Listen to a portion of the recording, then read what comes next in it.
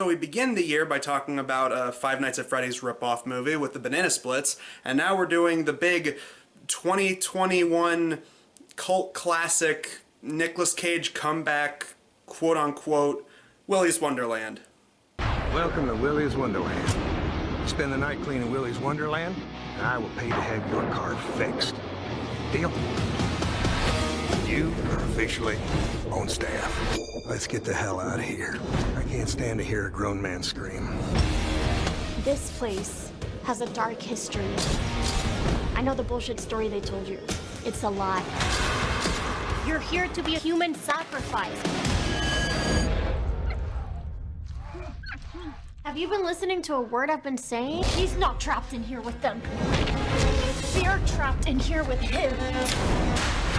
It's your birthday, and we want you to have fun. It's your birthday, so let's party. It's birthday time. Well, I mean, considering what John Travolta did with his big comeback movie with The Fanatic and also Gotti, you could definitely do less embarrassing work. When his car breaks down, a quiet loner agrees to clean an abandoned family fun center in exchange for repairs. He soon finds himself waging war against possessed animatronic mascots while trapped inside Willy's Wonderland. But yeah, like a lot of other people, I was hyped on this movie just based on the trailer, where it basically just looked like Nicolas Cage going up against a bunch of FNAF DeviantArt OCs, and so I was kind of just hooked based on that, and the final movie, meh. So saying that it's entirely a ripoff of Five Nights at Freddy's is a bit of an exaggeration, but they have a lot of the key plot points in there. But the basic setup is that Nicolas Cage is a drifter who is rolling through the backwoods somewhere, and then he ends up getting a flat tire in this small town. They say that they don't take cash or credit, but he says that he can work off enough money to pay for an overnight fix. And this overnight job is, of course, at Willy's Wonderland, which is this small little family chain, just like Chuck E. Cheese or Freddy Fazbear's Pizza or anything that you see in one of those like fan-made content that's based on FNAF. Of course, there's a bunch of evil animatronics running around, led by Willy the Weasel and a bunch of other characters, and some of them are human. Like, you got one that's supposed to be like a knight, and then you got this one that's supposed to be like a Tinkerbell pixie type of character. She's honestly probably the weakest design because it's just a giant paper mache head, and then the rest is just clearly just an actress's body. Wanna see my treehouse? Not today, girlfriend. And then you got a bunch of other ones, like a gorilla, a turtle in a sombrero with fake mustache, an alligator with like a Frenchman's hat on, and a bunch of other stuff like that. And naturally, as the movie progresses, we get a bunch of backstory on just why exactly all this crazy shit's been going on. While that's going on, with Nick Cage locked up in Willy's Wonderland, we have a side plot going on where there's this girl who is basically the adopted daughter of the sheriff, and the sheriff explains that she found her in Willy's, and it's because her parents got killed because they were given the overnight position while their car was being fixed. And she survived, and the sheriff took her in, and the daughter really hates the sheriff for a myriad of reasons that they get into a little bit later. And she just really wants to destroy Willy's. Like the first time we see her, she's trying to take a gas can to burn the place down.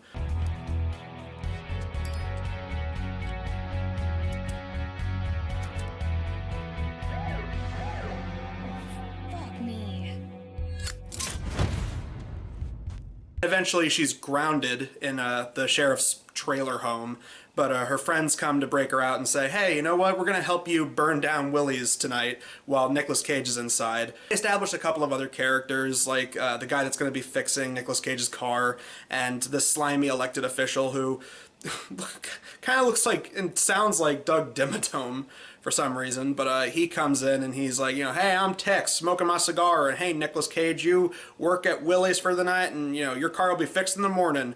And then as they turn around, oh, he's not going to live to see tomorrow morning, so ha ha ha. Because then basically what you find out is all this backstory shit, all this lore, like that's co-written by Matt Pat. But the main reason why the animatronics come to life in this one is because the original Willy's Wonderland was built and created by a known serial killer who had like an entire like friend group of serial killers who originally played all the animatronics like in actual fursuit costumes, basically. And then they decided to do like a blood ritual. They all killed themselves, and they tried transferring their souls over to the animatronics, and lo and behold, it worked. The town officials, like the cops, initially shut the place down after finding their dead bodies like over a bunch of candles and a pentagram on the floor and shit. But then the animatronics started coming to life, showing a bunch of really weird behavior. Some would say things they weren't programmed to say. Wanna fuck, fatty? And then, lo and behold, they started killing people. And at first it was people that stepped foot inside the building, but then they gradually started stepping outside the building. And that whole part of the movie probably would have been just slightly more interesting than the movie that we actually got. We told everybody just to stay away from there. We figured we'd just let it rot. But rabid dogs don't sleep when they're hungry. The machines got out. We found bodies at the ice cream shop, the hardware store, and even the school. It's a little bit more than just your Five Nights at Freddy's night guard locked in for the night. Uh-oh, the animatronics are sneaking around to your room. You better stay hidden inside the building. It actually could have been more than that. It could have been like, oh shit, now the animatronics are stepping outside the place. And it kind of had like that Five Nights at Freddy's 4 thing going on where it's like, oh shit, now it's like you're not even safe outside the pizza place. Those familiar with satanic rituals speculate that the suicide ritual was some sort of a Katra transfer energy, where the memory and consciousness of the living relocate into non-living entities. Yeah, admittedly, this whole flashback origin story, where it basically took elements of Five Nights at Freddy's as well as kind of like Child's Play, that part was actually pretty neat. So as more and more people went missing, eventually like the town officials, like the Tex guy, the Doug Dimmadome dude, and the sheriff, they basically had to sit down with the animatronics and they worked out a deal that they would stay inside the restaurant and wouldn't kill any of the townspeople if they could actually round up people to sacrifice to them. And so basically they had this whole system set up where they would set up a thing in the road that would puncture tires, and then people would be forced to stay the night, work off to get money to fix their cars. And that's exactly what they did to Nicolas Cage. And before him, they did it to the parents of the girl who's now the adopted daughter of the sheriff, who wants to burn this place to the ground. But sometimes, life throws you a zinger.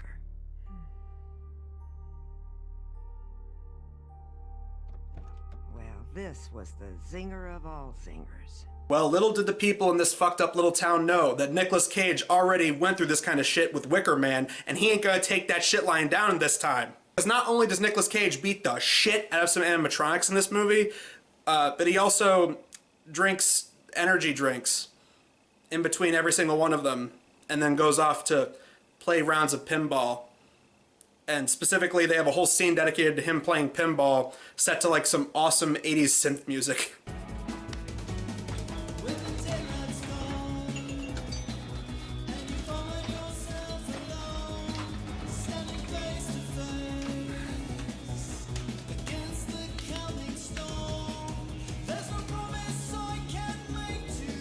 Oh, Nicolas Cage. Oh, the moves on this man. The moves, they're just mwah. And so while Nicolas Cage is beating the fuck out of these evil animatronics, then you have it that the main girl and her group of friends show up, and at first they're gonna burn the place down, but then they realize that Nicolas Cage is inside, so they're like, oh shit, we gotta go in and help him. And so, of course, once they get in there, they become the body count, and slowly but surely, they're picked off one by one. And they hit basically all the tropes that you come to expect from movies like this. Like, oh, you have it that a guy and a girl snuck off to have sex, and then an animatronic shows up and kills them. Bobby, that thing just moved. Where the fuck did it go?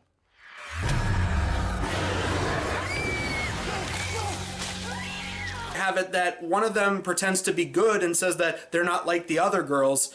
You don't have to be afraid of me. I'm not the same as the others.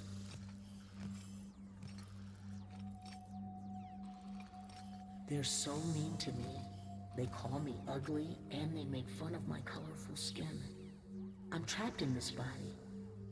I just want to be free. And it turns out that it was all a ruse, and they end up killing one of the teens anyway. Live, it's gonna be okay. Okay, we're gonna make a deal, and...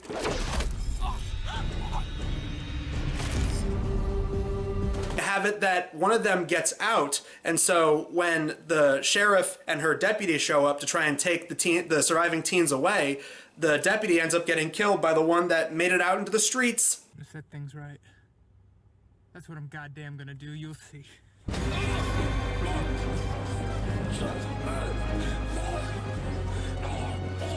Now, as much as I'm making fun of it, I was enjoying a lot of the ass-kicking scenes with Nicolas Cage and the animatronics. All that stuff was relatively neat, but I do have one or two nitpicks.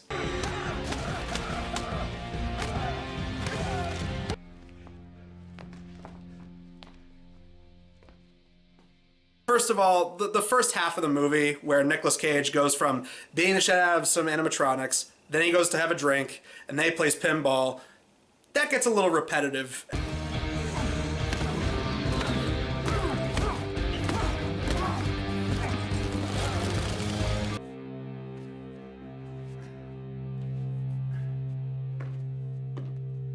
Because the whole first half of the movie is pretty much just Nicolas Cage beats the shit out of an animatronic, has a drink, and then goes to play some pinball, and that gets a little bit repetitive. It's not until they have the teens show up and their whole subplot, while not very interesting, it at least kind of broke up the monotony, because then it just kind of felt like, okay, it just felt like repetition. It's like, all right, Nicolas Cage, beat the shit out of an animatronic, go to have your punch energy drink, and then go play some pinball.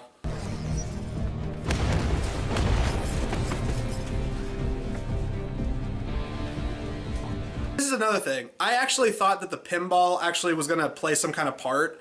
I thought that the pinball was actually going to be the thing that defeated the animatronics, but no, he just plays pinball because Nicolas Cage must have loved pinball. And by the way, if you're expecting any kind of like, you know, real breakout awesome Nicolas Cage-isms throughout this movie, Nicolas Cage doesn't talk. And a lot of people like debate over why that is. Either they thought, oh, he wanted to be a badass character who, you know, he's like the man with no name and wanders into town and he don't say nothing. Or alternately, a lot of people said, oh, he didn't want to read lines or anything like that. It was a little bit weird, but every time Nicolas Cage like does like some kind of breath, it's just like, oh, come on, Nicolas Cage it, Nicolas Cage, come on, say some Nicolas Cage shit. And he doesn't do it. So yeah, unfortunately, there's not a lot of really good Nicolas Cage memes like Not the Bees. Or, you know, I couldn't think of a more horrible job if I wanted to. Nothing like that in this movie. As the movie goes on, after it gets past the repetition and they start going into some of the lore, that's when the movie started getting more interesting to me. I did like the scene where they introduce him, because it's just Nicolas Cage driving down a freeway and then he gets a flat and then he ends up hitching a ride with the guy who has the tow truck.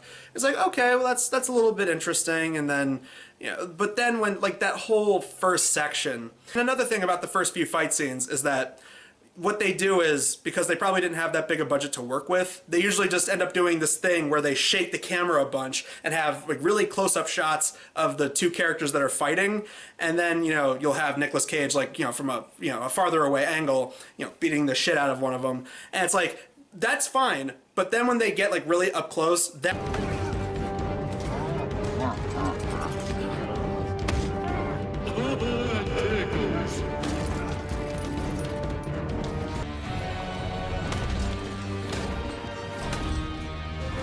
gets really disorienting after a while. But like I said, those are all just nitpicks. Like when it actually gets to the teens that are in the restaurant with Nicolas Cage, that's when the movie started looking up, because then it's like, okay, they start going into some of the lore and you have some of the more interesting character moments. That was when the movie started picking up for me. And yeah, to wrap this whole thing up, I mean, every one of the teens, except for the main girl, is dead.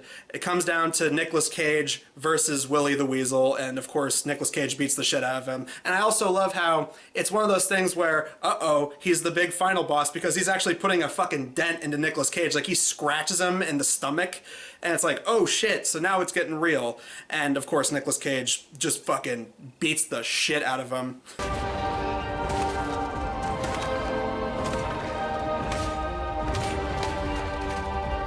So he ends up out of there, his car is actually fixed, implying that they actually do fix up these cars. Maybe they sell them back at a profit when the people are gone.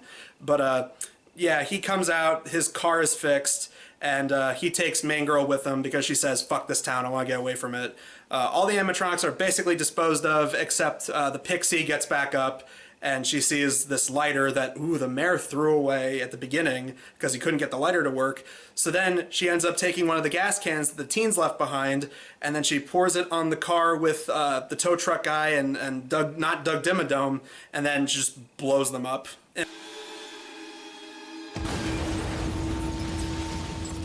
I'm sorry, that's just kind of funny. The Banana Splits, I thought, had a little bit more heart put into it, which is weird because that movie just looked like the biggest fucking cash grab on both Hanna-Barbera nostalgia and Five Nights at Freddy's. But, I mean, for what it's worth, yeah, I mean, if you want to see Nicolas Cage fight a bunch of DeviantArt FNAF OCs, fuck it, yeah, Willy's Wonderland is the movie for you. And next time, we're going to be looking at a Sega CD game that has cutscenes like a movie that have been re-edited on YouTube. And yeah, it's going to be leagues above last time I tried looking at something like this with fucking plumbers don't wear ties. Next time we're going to be looking at Night Trap, the big cult classic from the Sega CD. Until then, guys, I'm Adam Sykes of the Blockbuster Show, and we will see you guys in the next video.